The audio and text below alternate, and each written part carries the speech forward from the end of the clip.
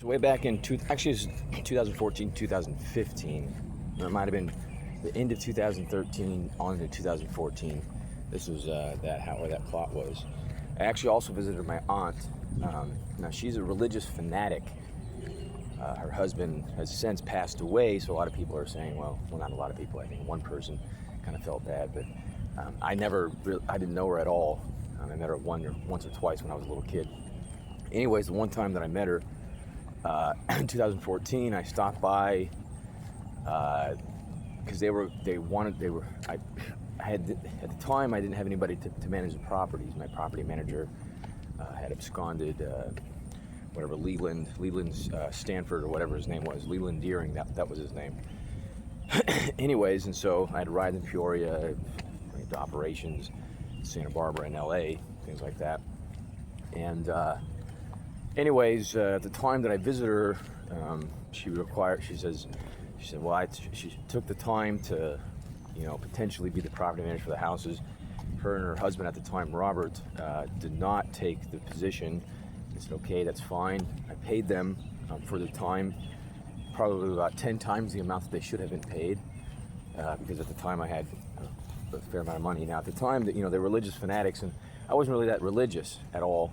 I had just started to convert to Judaism, believe it or not, after my best friend's father had died. He was a designer of weapon systems, real ones for the country of Israel.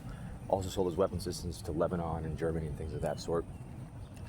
Anyways, at the time, again, she's a religious fanatic nut job, completely uneducated. Unfortunately, no offense to her, but at the time she did say that she was praying for my death multiple times.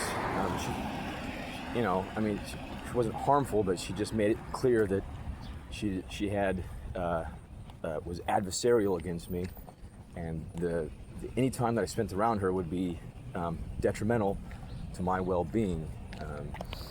She didn't say it in those exact words, but in a roundabout way, that was her modus operandi. So now,